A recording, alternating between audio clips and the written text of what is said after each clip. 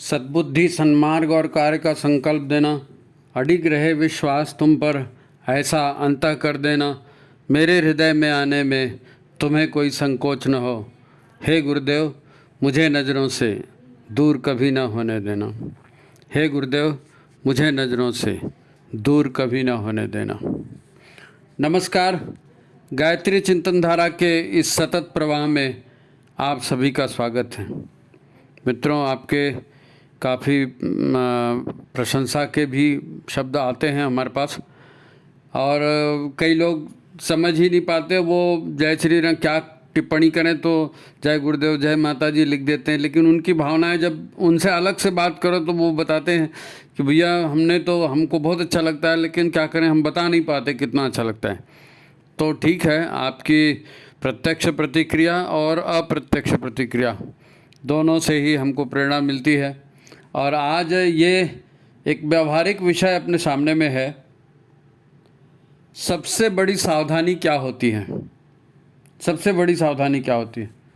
सभी संत और सभी अवतारी पुरुष सावधान और जागृत रहने की सलाह देते हैं, है ना। हमको भी सलाह मिलती है जागृत रहो, और हमको समझ में नहीं आता कि क्या कैसे जागृत रहें। तो जागृत रहना मतलब वो सावधान रहना ही है। गुरुदेव ने शांतिकुंज में गेट बना कर रखा ना, लिखा है उसके ऊपर, वयम राष्ट्र जागृयाम पुरोहिता। हम राष्ट्र जागरण के लिए आगे आए, सक्रिय हों, पुरोहित बने, है ना। तो हमें कभी तो इस विषय पर ध्यान देना चाहिए, क्योंकि सबसे अधिक भ्रम ये जागृति शब्द में है। जागृत रहने में सबसे ज़्यादा भ्रम होता है। लोग ध्यान ही नहीं देते इसको। जागृत क्या है, हर जगह हुए तो ही हैं। पर शब्द, ये शब्द है केवल, है ना, ये केवल एक शब्द है। लोग नींद लेना और नींद आना और नींद से जागना यही जानते हैं, है ना। नींद से जागना वही तो जानते हैं, और क्या जानते हैं, दूसरा नहीं जानते। पर ये तो शरीर की क्रिया हुई ना। शरीर सो जाता है, शरीर जागता है। प्रख्यात संत और ज्ञानी पुरुष एक हुए हैं महाराष्ट्र में, स्वामी रामदास, समर्थ रामदास जी कहते हैं उनको, है ना, जिन्होंने प्रख्यात ग्रंथ दास बोध लिखी है। बहुत बड़ा पवित्र और सम्माननीय और प्रेरक ग्रंथ है दास बोध, वो समर्थ रामदास जी ने लिखा है। महाराष्ट्र के संत हुए हैं, और भी संत बहुत संत हुए महाराष्ट्र में। संत एकनाथ है, तुकाराम है, संत ज्ञानेश्वर है, वो बहुत बड़े बड़े नाम, बहुत संत हुए। तो अपन बात कर रहे थे समर्थ रामदास जी की। कहते हैं वो अपने विवाह मंडप में थे। समर्थ रामदास जी अपने विवाह में, उनका विवाह हो रहा था, तमाम वो माला वाला पहने थे और शादी का ड्रेस और सब, है ना। तो उनकी विवाह विधि होती है। विवाह विधि में मंगल अष्टक गाए जाते हैं। मतलब दूल्हा दुल्हन ऐसे खड़े रहते हैं और दोनों के बीच में एक पर्दा जैसे लगा होता है ना, वो ओम स्वस्तिक वगैरह लिख के पवित्र कोई चिन्ह बना के, और वो पर्दा रहता है। वो पर्दे के एक तरफ दुल्हन होती है, एक तरफ दूल्हा होता है। और वो मंगल अष्टक 8 अष्टक हैं, 8 गीत जो हैं मंगल, वो गाए जाते हैं। तो उनका वो मतलब रेडी हो गए थे, ड्रेस वेस पहन लिया था शादी का, और दुल्हन भी आ गई थी, पर्दा तान दिया। एक तरफ रामदास जी हैं, दूसरी तरफ उनकी भावी पत्नी जो होने वाली थी वो। अब मंगल अष्टक गाए जा रहे हैं। तो मंगल अष्टक ये 8 छंद गाए जाते हैं। तो जैसे ही पहला छंद हुआ, तो प्रत्येक छंद के बाद में क्या है, वो परंपरा है वहाँ पे, प्रत्येक छंद के बाद में जो है वधूवर्यो शिवम भवतु सावधान, ऐसे कहा जाता है, वधूवर्यो शिवम भवतु सावधान। तो अब ये जैसे ही उनको ये कहा गया कि वधूवर्यो शिवम भवतु सावधान, तो मतलब वर वधू का यह बंधन जो है ये मंगलकारी हो, है ना, उसके लिए चेता रहे हैं कि भाई आप सोच समझ करके शादी कीजिए, मंगल होना चाहिए भविष्य आपका, है ना। तो रामदास जी भी विवाह मंडप में जब खड़े थे तो उनके सामने भी एक आया श्लोक, और कहा गया कि भाई वधूवर्यो शिवम भवतु सावधान। तो वो मंडप छोड़कर वहाँ से भाग गए। स्वामी रामदास जी विवाह अचानक उन्होंने निर्णय कर लिया कि नहीं, मुझको विवाह नहीं करना है, और माला शाला वहीं तोड़ ताड़ के फेंक दी और मंडप से भाग खड़े हुए। तमाम लोग उनके पीछे दौड़ रहे, अरे पकड़ो रे, रोको रे, क्या हो गया, कैसा हो गया। उन्होंने कहा मैं जा रहा हूँ, बस हो गया। उन्होंने विवाह नहीं किया। वो रामदास जी जो हैं वो हनुमान जी के भक्त थे, समर्थ रामदास हनुमान जी के भक्त थे। तो रामदास जी सावधान हो गए। अचानक उनके भीतर की चेतना जागृत हुई, अचानक ही उनके भीतर की चेतना जागृत हुई। उनके जीवन की पूरी दिशाधारा बदल गई, जीवन की पूरी दिशाधारा बदली। लोगों ने कहा सावधान, और वो चावल और फूल और उनके ऊपर डाले गए, तो भीतर तक बात झंकृत हो गई, है ना। अब अपन इसमें जानने का प्रयास करेंगे कि सावधान होना माने क्या, कैसे सावधान हुआ जाता है, जागृत होना माने क्या, कैसे जागृत हुआ जाता है। क्योंकि जागृति और सावधानी का तो ज़िंदगी में बहुत महत्व है, बहुत। आपके पूरे जीवन की दिशा धारा इसके ऊपर तय होती है कि आप कितने अलर्ट हैं, कितने सावधान हैं, कितने जागरूक हैं, कॉन्शस हैं, है ना। तो ये जागृति क्या है, वो एक रामदास ही थे जिन्होंने छत्रपति शिवाजी महाराज को के लिए पूरी खड़ी की सेना, स्वतंत्र सेना शिवाजी के लिए खड़ी की। उन्होंने जगह जगह जो है अखाड़े खोले थे, आपको मालूम होगा तो उनका इतिहास मालूम होगा तो वो हनुमान जी के भक्त थे। और उन्होंने जब देखा कि मुगलों के अत्याचार इतने बढ़ गए हैं और बहनें पीड़ित हैं, माताएं पीड़ित हैं, और घर के घर और गांव के गांव जलाए जाते हैं, खड़ी फसल को जला दिया जाता है, तो इस अत्याचार को रोकेगा कौन। अब ये भगवान का काम है, ये राम का काम है, लोगों के पीड़ा पतन को, कारणों का निवारण करना। तो उन्होंने कहा कि नहीं, ये जो समाज में कायरता है, इस कायरता को दूर करना है। जो कमजोरी है, जो शारीरिक मानसिक रूप से कमज़ोर हो गए, तो उन्होंने जगह जगह जो है हनुमान जी के मंदिर बनाए। अब ये मुगल थे, मंदिर को तोड़ देते थे, तो उन्होंने एक नया तरीका अपनाया कि कोई भी बड़ का झाड़, पीपल का झाड़, कोई झाड़ दिखा तो उसके पत्थर रख दिया उसके ऊपर, और उसके ऊपर सिंदूर पोत दिया, हो गए भैया हनुमान जी हो गए, हाँ चलो भाई चलो, हनुमान जी को दिया जलाओ, चोला जला। क्योंकि मंदिर बनने से वो तोड़ देते थे ना सब मुसलमान लोग, तो उन्होंने यही तरीका अपनाया और पूरे समाज को जागृत किया, पूरे समाज को जागृत किया। हनुमान जी का आदर्श उन्होंने रखा कि किस प्रकार उन्होंने राम का काम किया। मतलब वो एक जो शिवम भवतु सावधान, तो वो सावधान हुए और उन्होंने देश को सावधान किया। और जो छत्रपति महाराज एक तेजस्वी जीवात्मा थे, है ना, और वो इस दिशा में आगे आ रहे थे, तो उनको उन्होंने भरपूर सहायता, उनके लिए सेना खड़ी की भाई। गांव गांव में किसान और मजदूर और ये तो उनको सबको स्वतंत्र सैनिक बनाया। तो एक बहुत बड़ा काम उन्होंने किया और शिवाजी का मार्गदर्शन भी वो किया करते थे। तो ये जो जागृति है या सावधानी है, ये सिर्फ शरीर के लिए नहीं कहा गया है यहाँ पे, शारीरिक घटना नहीं है, है ना। ये घटना आत्मचेतना की है, आत्मचेतना की घटना है। अपन देखेंगे, इसके ऊपर चर्चा करेंगे। जिन्होंने वीडियो को लाइक नहीं किया है वो लाइक कर दें, शेयर कर दें, और चैनल अगर सब्सक्राइब नहीं किया तो चैनल सब्सक्राइब भी कर दें। मित्रों, जीवन एक ढर्रे पर चलता है, जीवन एक ढर्रे पर चलता है। आदमी घर में रहता है तो अपने माँ बाप को देखता है क्या कर रहे हैं, चाचा को देखता है, भाई को देखता है, और अड़ोसी पड़ोसी रिश्तेदारों को देखता है, फिर उन्हीं में से छांटता है कि मेरे को क्या करना है। ज़्यादा डिटेल में कोई नहीं जाता, ज़्यादा डिटेल में कोई नहीं जाता। ज़्यादा डिटेल में जाने के लिए ऐसी कोई घटना होती है ना जो जागृत कर देती है। गौतम बुद्ध जागृत हो गए थे, उन्होंने पूछा था अपने सेवक से कि आदमी बीमार क्यों होता है और आदमी मरता क्यों है, तो उनके अंदर में वो जागृति उसके माध्यम से आई। खुद हमारे गुरुदेव थे, हमारे गुरुदेव, उनके पिताजी जो थे भागवत कथा वगैरह करते थे, और हमारे गुरुदेव के पिताजी ने उनकी बाकायदा गायत्री मंत्र की दीक्षा करे। ब्राह्मण के घर में थे ना, तो पंडित मदन मोहन मालवीय से उनकी दीक्षा वगैरह कराई और वो गायत्री जाप करने लगे, करते थे वो गायत्री जाप। हैं, अब वो सोए थे क्या? नहीं, सोए नहीं थे, सोए नहीं थे, सब समझते थे, स्कूल भी जाते थे, है ना, और पिताजी को भी कथा करते देखते थे, उनके धर्म कार्य में रुचि भी थी, सब कुछ थी। लेकिन जो दादा गुरुदेव थे, जो उनके जन्म जन्मांतर के गुरु थे, उन्होंने उनको जगाने का काम किया, जागे हुए को जगाना। ये मैं इसीलिए बोल रहा हूँ कि शरीर के जागने की बात नहीं है, मन के सावधान होने की बात है और अंतर चेतना के जागृत होने की बात है। मन के सावधान होने की और अंतर चेतना के जागृत होने की बात।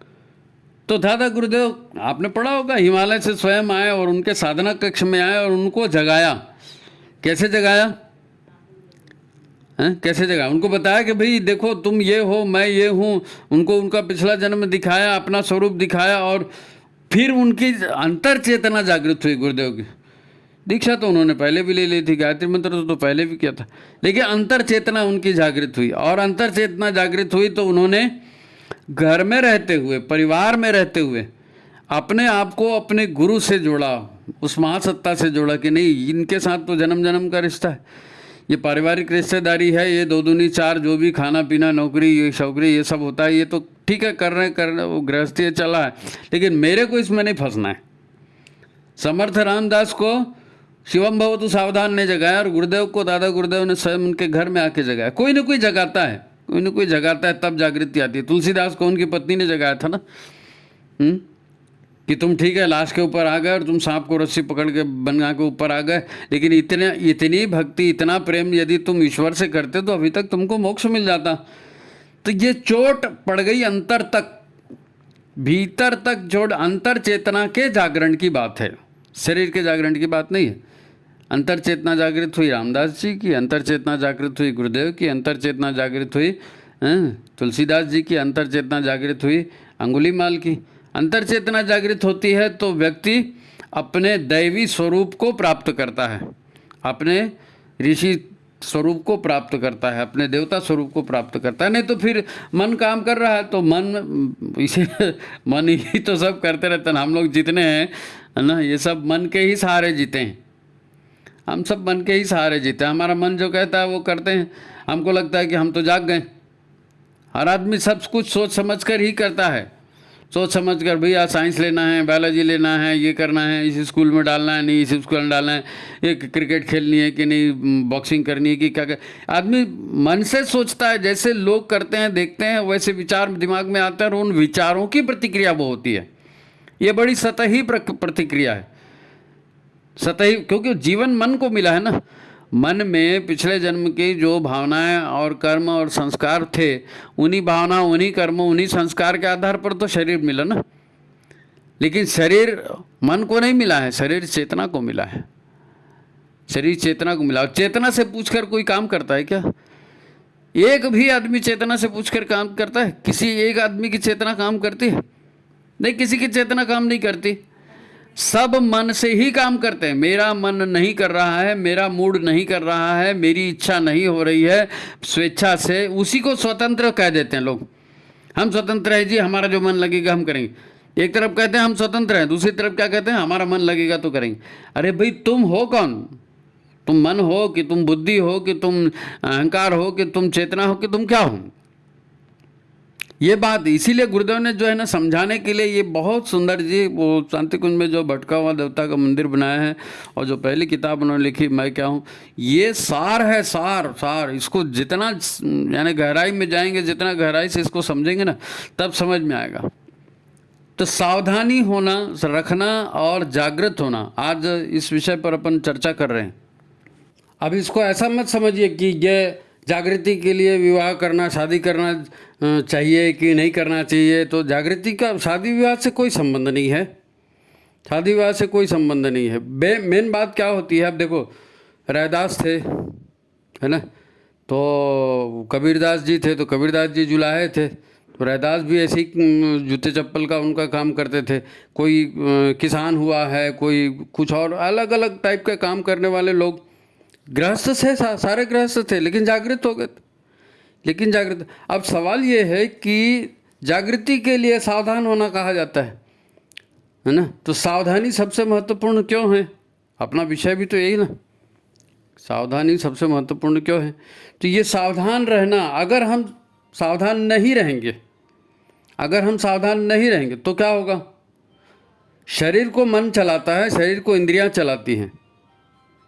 जैसे कर्म होते हैं, जैसी भावनाएं होती है, जैसी ऊर्जा होती है, उन्हीं ऊर्जाओं को न्यूट्रलाइज करने के लिए, उन्हीं ऊर्जाओं की पूर्ति के लिए, है ना, निगेटिव है तो उनको पॉजिटिव से मिलना है, पॉजिटिव है तो उनको निगेटिव से मिलना है। पूरा विश्व जो है ऊर्जाओं का स्पंदन ही तो है ना। और ये मन जो है इन ऊर्जाओं की गठरी है, मन जो है इन ऊर्जाओं की गठरी है। तो मन में विचार होते हैं, ठीक है, लेकिन जिन विचारों के साथ प्राण जुड़ जाते हैं, जिन विचारों के साथ प्राण जुड़ जाते हैं, वो भावनाएं बन जाती हैं। भावनाएं फिर व्यवहार में आती है नहीं। जितने भी ऐसे संगठक हैं जो जिनको हम प्राणी कहते हैं, जितने भी प्राणी कहते हैं, ये प्राणी मन के आधार पर ही काम करते हैं, लेकिन वास्तव में क्या काम करता है इनके अंदर? भावनाएं काम करती हैं, इमोशन। ये मान के चलो कि विचार एक शरीर है नहीं, और प्राण उसकी आत्मा है। विचार एक शरीर है और प्राण उसकी आत्मा है। जिस विचार के साथ प्राण जुड़ जाते हैं वो हो जाता है भावना। बार बार मैं ये कहता हूँ, भव भवती, हो जाना, है ना। तो सावधानी किस बात की है? सावधानी इस बात की है कि हम भावनाओं के वशीभूत काम करते हैं। अब डेली रूटीन है, सुबह उठना है, नहाना है, धोना है, नाश्ता करना है, खाना है, ऑफिस जाना है, स्कूल जाना है, जो भी करना है, या घर की सफाई करनी है, कपड़े धोने, जो भी हम करना है, एक रूटीन है, हम उसमें करते जाते हैं और हमारे दिमाग में प्लान रहता है कि हाँ मेरे को इसके बाद ये करना है, मेरे को इसके बाद वो करना है। तो आप सोचने विचारने के लिए समय कहाँ है? सोचने विचारने के लिए समय कहाँ है? मशीन के जैसे काम हो रहे हैं, ऐसे ही काम सबके होते हैं। तो सावधान इस बात की है कि मैं काम कर रहा हूँ ये ठीक है कि नहीं, मैंने जो विचार किया ये विचार ठीक है कि नहीं, मैं जो काम कर रहा हूँ इसका रिजल्ट क्या होगा, मैं जो विचार कर रहा हूँ इसका रिजल्ट क्या होगा। तो आप यदि इसके प्रति सावधान नहीं रहेंगे तो जागृति आएगी नहीं, जागृति आएगी नहीं। जितने भी लोग जागृत हुए हैं सावधानी से हुए, उन्होंने सावधानी को अपनाया, सच्चाई को स्वीकार किया और सच्चाई को गले लगाया, तो वो आगे बढ़ गए, है नहीं। तो हम और आप भी जो हैं,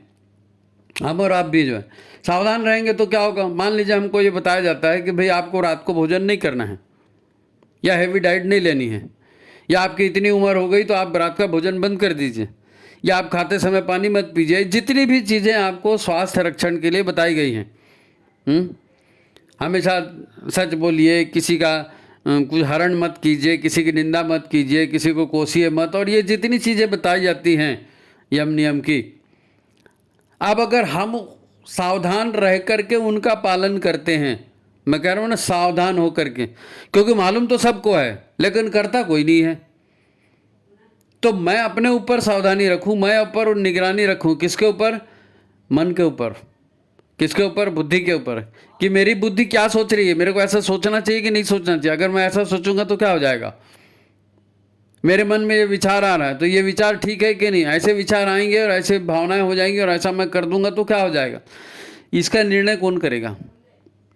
इसका निर्णय कौन करेगा? मन ने तो विचार पैदा किए हैं, मन इसका निर्णय करेगा तो वही अंधा बाटे रेवड़ी अपने अपने को दे। मन तो कहेगा कि नहीं ये तो सच है। मन के साथ बुद्धि रहती तो मन बुद्धि को बोलेगा ये सच है ना, वो बुद्धि भी बोलेगी हाँ सब लोग तो ऐसे ही करते हैं, आजकल तो यही चलन में तो कर। तो चेतना, जागृत रहना ये नहीं है, जागृत रहना ये नहीं है, ये सावधान रहना भी नहीं है। सावधान रहने के साथ निष्पक्षता जुड़ी है, सावधान रहने के साथ प्रज्ञा जुड़ी है, सावधान रहने के साथ ज्ञान जुड़ा है, सावधान रहने के साथ गुरु जुड़े हैं। सावधान रहने के साथ गुरु जुड़े। भाई जिसको शरीर मिला है, अब वो इस माहौल में रह रहा है, तो जो भी ये हवा पानी मिट्टी घर गृहस्थी जितना इसका सबका संस्कार तो होगा ना, संस्कार तो होगा। भाई आप एक चोर से मिलते हैं बात करते हैं, एक दुष्ट से मिलते हैं बात करते हैं, तो वो चोर और दुष्ट के संस्कार भी आपके ऊपर आ जाते हैं। किसी ने कह दिया हाँ ये ले भाई आने, नहीं नहीं नहीं एक रोटी खा लो, नहीं नहीं नहीं नहीं फलाना कर लो, तो आप उसको कर रहे हैं, तो वो उसके साथ जो अन्न आ रहा है वो पता नहीं वो ठगी का माल था, कहे का माल था, उसके भी संस्कार आपके ऊपर आ रहे हैं।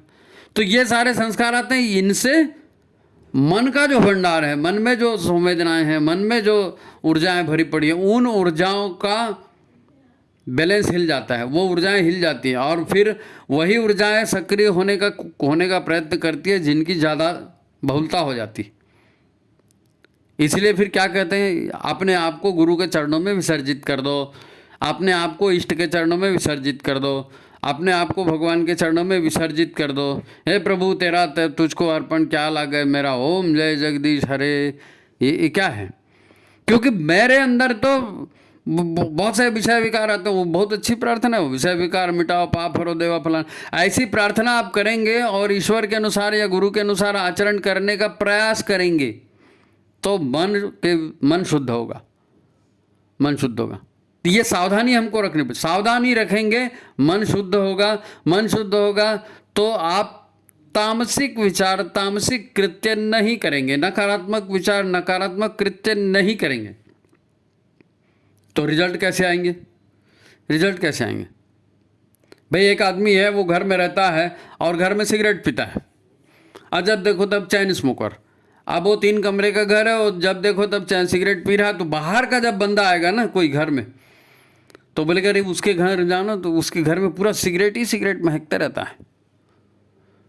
नहीं तो उस समय वो सिगरेट नहीं पी रहा, अरे उस समय नहीं पी रहा है, लेकिन घर में पूरा जो है ना, पता नहीं दीवार में, हवा में, सब जगह वो सिगरेट ही गंदा रहती, तो आदमी घुसते ही समझ जाता है कि ये सिगरेट पीने वाले का घर है।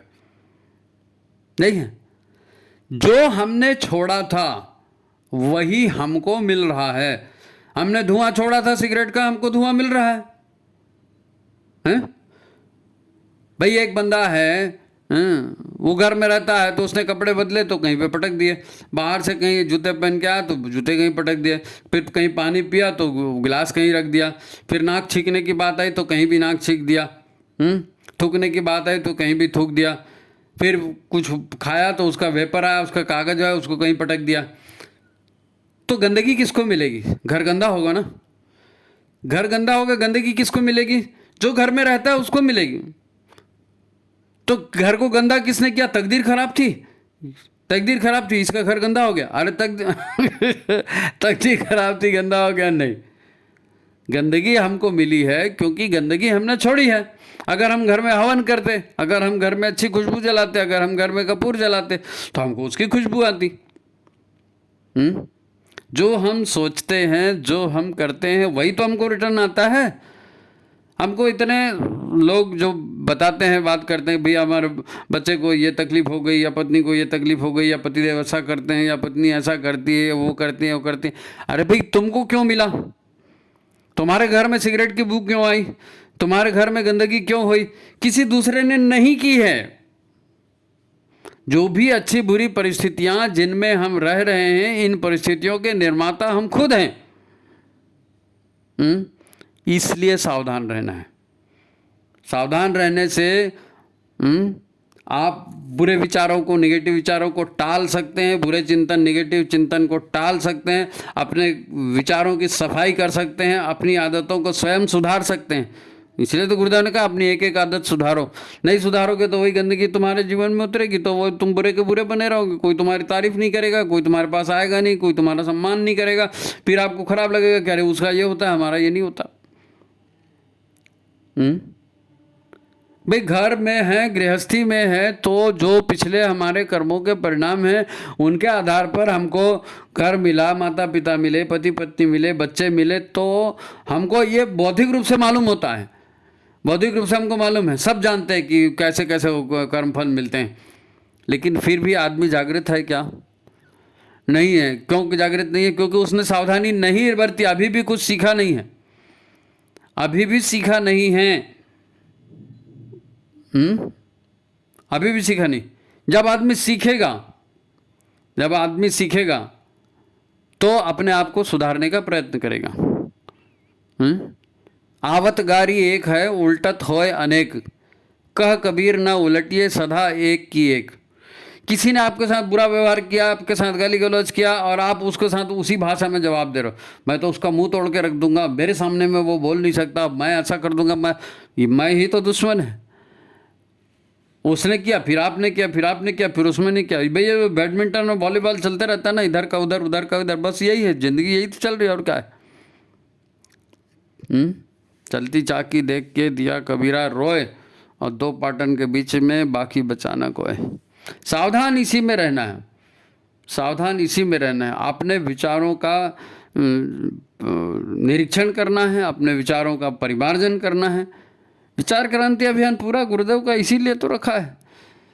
और हमको समझ में नहीं आता, हम सदा जागृत नहीं रहते, हमारे भीतर आसपास के वातावरण के, वायु के, खान पान के, संगत के, लोगों के संस्कार हमारे ऊपर पड़ते रहते हैं, उसका प्रभाव हमारे ऊपर न पड़े, इसलिए गुरु की बात की जाती है कि भाई आप गुरु के संरक्षण में रहिए, उन्हीं के विचार गाइए, आप मौन मानसिक गायत्री जाप करते रहिए, आप मौन मानसिक गुरुदेव का ध्यान करते रहिए, तो आपकी सदगति होगी। जब अंतःकरण ऑलरेडी परिष्कृत होते जाता है, आपने पंचकोशी साधना कर ली, आपने सात्विकता को अंदर में भर लिया, आपने बुरे विचार, बुरे कर्मों का त्याग कर दिया, अंतःकरण आपका निर्मल पवित्र हो गया, तो आप ब्रह्मांड से जुड़ जाएंगे, आप गुरुदेव से जुड़ जाएंगे। गुरुदेव की चेतना बोलो, ब्रह्मांडी चेतना बोलो, ईश्वरीय चेतना बोलो, जो भी बोलो, परमात्मा बोलो, सुप्रीम पावर बोलो, गायत्री माता बोलो, क्योंकि मन का ये विकार है ना, मन का विकार है, मन के विकार जो हम पंचकोशी साधना में पढ़ते हैं ना, कि चेतना को 5 कोशों के भीतर रखा गया है, तो ये 5 कोश यही तो हैं, ये नकारात्मक और सकारात्मक ऊर्जाएं जो हैं, इन्हीं के तो कोश हैं। और जब आप अपने विचार को ठीक कर लेंगे, जब आप सावधान रहेंगे और विचार और कृत्य आप ठीक रहेंगे, आप उन विचारों को भावों में परिवर्तित नहीं होने देंगे, और जो बुरे ऑलरेडी के संस्कार हैं या बुरे कर्म हैं या परिस्थितियां हैं, उनका रिजल्ट आ रहा है, उस पर आप रिएक्ट नहीं करोगे, प्रतिक्रिया नहीं दोगे। भाई दांत में दर्द है, दांत का दर्द होगा, दांत का दर्द असहनीय है, तो आपको लगेगा कि हाँ भाई मेरे दांत में दर्द है, तो क्या करूं, कौन सी दवाई मिले, कौन सी गोली मिले, अब भी कि अभी ठीक हो जाए। लेकिन ऐसा हो, अब भी कि अभी तो कुछ भी नहीं होता, सहन तो आपको करना पड़ेगा, सहन तो आपको करना पड़ेगा। ठीक है, दवाई उसकी होती है, दवाई करना, मैं दवाई करने के लिए मना कर रहा हूँ, वो नहीं है, लेकिन जीवन में यातनाएं आती हैं, दर्द आते हैं, मुसीबत आती है, इनमें ओवर रिएक्ट नहीं करना है भाई, उसका इलाज करना है, ठीक है, ओवर रिएक्ट नहीं करना है। ओवर रिएक्ट करेंगे तो फिर फंसेंगे, इसलिए गुरु के आधार पर चलने की बात की जाती है ना। तो आप सावधान रहिए, है ना, सावधान रहिए। सावधान रहिए माने क्या करिए, मन में क्या विचार उठ रहे हैं। देखो, कुछ विचार उठते हैं तो मन में गुदगुदी करते हैं, बड़ा अच्छा लगता है, और कुछ विचार उठते हैं तो चुभते हैं, डराते हैं, परेशान करते हैं। फिर ऐसा क्यों हो रहा है? तो यहाँ भी बुद्धि का उपयोग करना है, यहाँ भी बुद्धि का उपयोग करना है, लेकिन ये बुद्धि जो है ना, ये मन के साथ रह रहे के मन के ही फेवर में बात करने लगती है, इसलिए इस बुद्धि की भी परीक्षा करना है, इस बुद्धि की परीक्षा करना है, सारे फैक्ट उसके जान लेने, तब तो निर्णय करना है। सावधानी इसी बात की है, इसी बात की सावधानी। कैसे? मन और बुद्धि की सावधानी। जागृति आत्मचेतना का विषय है ना, आत्मचेतना की जागृति, ये विषय ना जितना गंभीर है उतना ही लाभकारी है, इसलिए इसको ठीक से समझने का प्रयत्न करेंगे हम। शास्त्र कहते हैं मन एव मनुष्याणाम बंधन मोक्ष कारकम, ये मन है यही बंधन का कारण है और यही मोक्ष का कारण है। अगर आप बिना सोचे समझे, बिना उसका विश्लेषण किए मन के भावों का कुछ भी करते जाएंगे तो वो क्रिया की प्रतिक्रिया होगी और कर्म के बंधन कहाँ कटेंगे, नए नए बंधन और जुड़ते जाएंगे। तो यहाँ पर क्या हो गया, मन बंधन का कारण हो गया। और यदि आप जागृत हैं और आप बुराई का बहिष्कार कर रहे हैं, अच्छाई को स्वीकार कर रहे हैं, अच्छी आदतों को जोड़ रहे हैं अपने साथ, तो ये मोक्ष का कारण भी हो सकता है, ये मोक्ष का कारण भी हो सकता है, क्योंकि अच्छाइयाँ बढ़ते जाएंगी, बुराइयाँ घटते जाएंगी, आपका अंतःकरण पवित्र होगा, तो आप गुरु से या परमात्मा से या उसकी जो ऊर्जा की धारा है उससे जुड़ जाएंगे। अब ठीक है, शास्त्र कहता है मन एवं मनुष्याणाम बंधन मोक्ष कारकम। अब आप बोलेंगे कि भैया मन तो हर किसी का होता है। हाँ, मन हर किसी का होता है, जितने प्राणी हैं सब मन के ही बंधन में तो हैं, इसीलिए उनको पशु कहते हैं। पशु माने पाश में जो है, तो मन के पाश में हर प्राणी होता है, मनुष्य भी मन के पाश में होता है। लेकिन मन के बंधनों को तोड़ना है तो कैसे तोड़ोगे, वो ऐसे ही टूटते हैं ना, जागृति से। आप सचेत रहेंगे और मन की जो ऊर्जा है उसको बंधनों में बंधने नहीं देंगे, संस्कारों में बंधने नहीं देंगे, परंपराओं में बंधने नहीं देंगे, विवेक युक्त प्रज्ञा युक्त आचरण करेंगे, भाई प्राणी जो है, प्राणी मैंने कहा ना कि भाई हर किसी के पास प्राण है, और मन के हिसाब से ही तो प्राण उनको ऊर्जा देते हैं, मन के विचारों को, और उसी हिसाब से जीव काम करता है। इसी हिसाब से जीव काम करता है। तो प्राकृत रूप से हर प्राणी मन के पाश में है, मन के बंधन में है, संस्कारों के बंधन में, संस्कारों के पाश में है नहीं? तो इनसे बचने के लिए सावधान रहना है। तो ये जो भी शुचिता है, पवित्रता है, मंत्र जाप है, यज्ञ है, संस्कार हैं, ये सारी जितनी भी कर्मकांड, जितनी भी चीज़ें हम करते हैं या हमसे करवाई जाती हैं या गुरुदेव ने करने के लिए कही हैं, ये किस लिए कही गई है? ये इसलिए कही गई है कि मन की शुचिता बढ़े, है ना, मन सद्विचारों से भर जाए। मन सद्विचारों से भर जाए, ये उसी के लिए है, मन के शुद्धि के लिए। ये सब चीज़ें जो है ना मन को झंकृत करती हैं, मन के भीतर जो वाइब्रेशंस हैं उन वाइब्रेशंस को पॉजिटिव बनाती हैं। नकारात्मक वाइब्रेशन गलत काम करवाते हैं, पॉजिटिव वाइब्रेशन अच्छा काम करवाते हैं, है ना। तो मंत्र भी तो यही होता है ना, मन को झंकृत करने वाला तंत्र है वो, है ना। तो इन सब को करेंगे तो ऐसे ही कर देने से नहीं होगा, है नहीं। प्राण इसमें जुड़ना चाहिए, भावना इसमें जुड़नी चाहिए। भावना जुड़ी मतलब प्राण जुड़ा, एक ही बात। भाव के साथ कीजिए या प्राण के साथ कीजिए, एक ही बात, है ना। तो सावधान होना है। कैसे होना है? विचारों के आधार पर, बुद्धि के आधार पर सही गलत निर्णय करना है। और ये जो जितने भी कर्मकांड हैं, चाहे वो गायत्री जाप के हैं, चाहे यज्ञ के हैं, चाहे संस्कार के हैं, इनको पूरी भावना के साथ करना है। आप इनको आज के दुख दर्द से मत जोड़िए, आज के दुख दर्द से मत जोड़िए। हे भगवान मेरा ये कर देना तो मैं वो कर दूंगा, मेरा ऐसा कर देना तो वो कर दूंगा, और फिर आप तुरंत देखते हो कि मैंने किया तो ऐसा होना चाहिए। ऐसा तो ऐसा नहीं होना चाहिए भाई। आपने देसी आम का बीज लगाया है, देसी आम का पेड़ उग गया है, अब आप उसमें खाद पानी डाल रहे हो और बढ़िया हाई क्वालिटी का और केचुआ खाद और फलाना खाद, और उसमें फल लग रहा है, तो पता चल रहा है कि वो तो देसी निकल गया, बीज बड़ी है, गुदा कम है। आप बोलोगे नहीं साहब हमने तो इसमें इतना खाद पानी दिया। अरे भाई इतना खाद पानी दिया ठीक है, बीज कौन सा था? तो जो बीज था वही तो फलित हो रहा है, तो उसको हो जाने दो। अगर आपको कुछ करना है तो इस झाड़ की कलम काटो, और कोई अच्छा झाड़ होगा उसकी कलम लाओ, फिर उस कलम को इस कलम के साथ जोड़ो, फिर देखो इसी झाड़ में आपको और अच्छे फल भी मिलेंगे, रसीले फल भी मिलेंगे। कलम काट के जोड़नी पड़ती है। गुरुदेव के विचारों को, अपने विचारों को काट के गुरुदेव के विचारों को जोड़ना पड़ता है, यानी उपासना इसीलिए है। ये सब चीज़ें जो है ना हमको कही जाती है, उपासना करो, जाप करो, ध्यान करो, फलाना करो, ठिकाना करो। ये सावधान होने वाली चीज़ है, सावधानी से करना, और जागृति इसका मुख्य हेतु है, जागृति इसका मुख्य हेतु है। तो ठीक है, बहुत कुछ इस पर कहा जा सकता है। आप सावधान रहें और ईश्वरीय चेतना से, गुरु की चेतना से लगातार संपर्क में बने रहें। ये संपर्क आपका प्रगाढ़ होते जाए इसी भावना के साथ। आज यही बात को ख़त्म करते हैं, है ना। लाइक शेयर कर दीजिए, जो नहीं किया है तो ज़्यादा से ज़्यादा लोगों तक पहुंचाइए। ठीक है, सबको प्रणाम, नमस्कार।